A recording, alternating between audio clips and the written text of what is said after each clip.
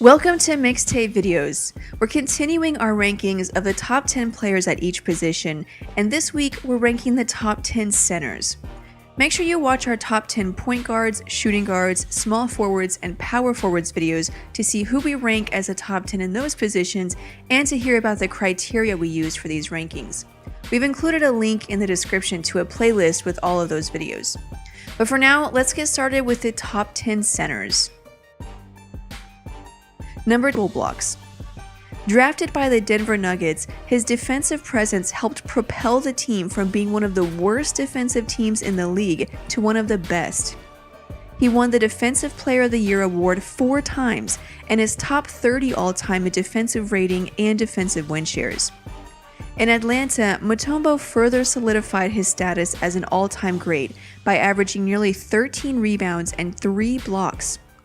His longest playoff run came in the 2001 season, where he matched up against Shaquille O'Neal in the NBA Finals. He held his ground, averaging 9. Wes Unseld. From one dominant rebounder to another, Wes Unseld was a beast on the boards, averaging 14 per game for his career, including an amazing rookie season where he averaged over 18 rebounds per game and won Rookie of the Year and MVP. Unseld is 6th all-time in rebounds per game, 12th in total rebounds, and top 20 in rebound percentage. He wasn't much of a scorer, but he didn't need to be. His defense more than made up for anything he lacked on the offensive end. He has the 7th highest defensive rating ever for the regular season and the playoffs. And it's not like Unseld had much of a size advantage over his opponent. At 6 feet 7 inches, Unseld didn't sport the towering height of players like Wilt Chamberlain, Kareem Abdul-Jabbar, and Bill Russell. No, he was just strong and determined. Wes Unseld was also a great passer, averaging nearly 4 assists per game for his career. He won a championship with the Washington Bullets in 1978 and was awarded Finals MVP honors. Number 8, Patrick Ewing. As is the case with so many New York stars, Patrick Ewing's legacy is clouded by disillusionment. Always a bridesmaid and never the bride, Ewing's legendary career is not always recognized as such. However, he most definitely left his mark on the game. He's 12th all-time in blocks per game, 7th in total blocks, and is top 20 in defensive rating. Ewing may have come into the league with a reputation for defense, but his growing offensive game is what helped him develop into an all-around dominant player, averaging nearly 23 points and 10 rebounds in 15 seasons with the Knicks. He won Rookie of the Year after averaging a near double-double with 20 points, 9 rebounds, and 2 blocks per game. As mentioned at the start, Ewing had some solid playoff runs, but with Hakeem Olajuwon and Michael Jordan between him and a ring, the Knicks just couldn't get it done. New York fans will probably always have mixed feelings about Patrick Ewing, but there's no question that he was one of the most dominant centers the league has ever seen. Number 7, Moses Malone. Moses Malone was given the nickname Chairman of the Boards, and rightfully so. He was a dominant rebounder, averaging 13 or more rebounds 9 times during his career. That puts him at 5th in total rebounds, 15th in rebounds per game, and 5th in rebound percentage. He was named League MVP 3 times and won Finals MVP in 1983 after averaging 26 points and 18 rebounds en route to a 4-game sweep of the LA Lakers as part of the famous faux Sixers playoff run. Malone set several rebounding records during his career and put up some monster stat lines. He wasn't always the tallest guy on the court, but he was strong and crafty. This led to him also being a dominant scorer, averaging over 20 points a game for his career. In fact, he's 8th all-time in total points. Number 6, David Robinson. When the Spurs landed David Robinson, they had one of the worst records in the league at 21-61. In Robinson's first year, he led the Spurs to the greatest single-season turnaround in NBA history at the time, with a 35-game improvement and a record of 56-26, mostly due to his 24 points, 12 rebounds, and nearly 4 blocks per game. A couple of years later, he won Defensive Player of the Year after averaging 12 rebounds and 4 blocks per game. After the 94-95 season, he was awarded league MVP after averaging nearly 28 points, 11 rebounds, and 3 blocks per game, and leading the team to a 62-20 record, along with a conference finals appearance. Robinson is 4th all-time in blocks per game, 6th in total blocks, 4th in defensive rating, and 10th in defensive win shares. After suffering a few injuries and a terrible season, the Admiral was partnered with Tim Duncan and went on to win 2 championships. He's one of only 4 players to have a quadruple-double, one of 5 players to score 70 or more points in a game, one of 2 players to win Rookie of the Year, Defensive Player of the Year, and MVP, and is the only player in NBA history to rank in the top 5 in rebounding, blocks, and steals in the same season. Number 5. Shaquille O'Neal. With a deadly combination of height and weight, Shaq could dominate the game pretty much any time he wanted, and with 4 rings, 3 finals MVPs, and 1 regular season MVP, his place in history is pretty much indisputable.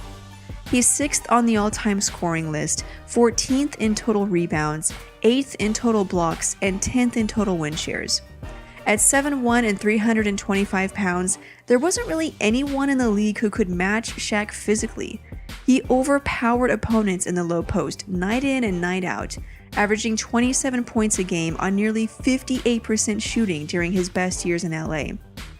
He is the only player in NBA history to record at least 40 points and 20 rebounds in a game at least 4 times, the only player in NBA history to win the NBA scoring title without making a single 3-point field goal, an impressive feat when you think about it, the only player in NBA history to record at least 60 points and 20 rebounds in a game, and holds many franchise records for the Lakers, Magic, and Heat.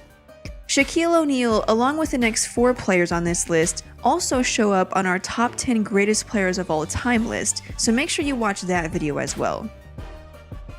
Number 4. Wilt Chamberlain. Wilt Chamberlain was basically the original Shaq, just better.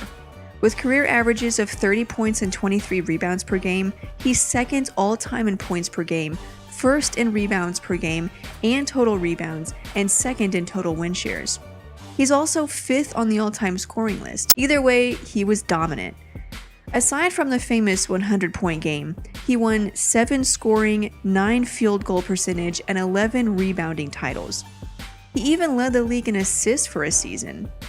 He's the only player to average at least 30 points and 20 rebounds per game for a season, which he did 7 times. He probably would have also won the Defensive Player of the Year award a few times had the award existed when he played. Number 3. Bill Russell. It's kind of hard to argue with a guy that won 11 rings and 5 MVPs, right? Bill Russell was so crucial to his team's success that the NBA decided to name the Finals MVP trophy after him since it didn't exist when he won all those championships. Wilt Chamberlain and Bill Russell are numbers 1 and 2 in rebounds per game and total rebounds for the regular season and the playoffs, with Wilt winning the regular season and Bill winning the playoffs, but the difference is less than half a rebound on both sides. Russell is also number 1 in defensive win shares for the regular season and 9th in total win shares for the playoffs. He was the true leader of his team. He went 11-0 in elimination games, averaging 18 points and 30 rebounds in those games. Wilt put up incredible numbers, but Russell was always right behind him, leading his team to 11 championships in 13 years. In an era marked by high-octane offenses, Russell infused the game with defense and forever changed the perception of how to win. Number 2. Hakeem Olajuwon. When you play in the same league as Michael Jordan, it's hard to stand out, and Hakeem Olajuwon is a perfect example of that. While in Houston, he averaged 22.5 points, 11 rebounds, and over 3 blocks per game. He's 3rd in blocks per game, 1st in total blocks, 13th in total rebounds, and 10th on the all-time scoring list. He's also in the top 15 in defensive rating. Those are impressive numbers. Hakeem is the only player in NBA history to win the NBA MVP, Defensive Player of the Year, and Finals MVP awards in the same season. Hakeem was a complete player. He could defend, rebound, and score. His signature move, the Dream Shake, is one of the most deadly moves ever. He used that move to dominate his counterpart, dropping 33 points on Robert Parrish, 40 on Kareem, 35 on Shaq, 41 on David Robinson, 45 on Karl Malone, and 30 on Patrick Ewing, all in the playoffs. He's 12th in total rebounds for the playoffs, 3rd in blocks per game for the playoffs, 1st in total blocks for the playoffs, and 9th in points per game for the playoffs. He won 2 rings, 2 Finals MVP awards, 2 Defensive Player of the Year awards, and a regular season MVP award. Number 1. Kareem Abdul-Jabbar. There is so much you could say about Kareem. He's number 1 in total points, number 3 in total rebounds, and number 3 in total blocks. He has 6 rings, 2 Finals MVP awards, and 6 regular season MVP awards, a record. Unlike other big men like Wilt Chamberlain and Shaquille O'Neal, who could simply bully their way to the rim, Kareem killed you with finesse and skill, using his signature sky hook to score over defenders. But it wasn't just about offense for Kareem. He was also a good rim protector, averaging 2.6 blocks per game for his career, putting him at 9th all-time in blocks per game.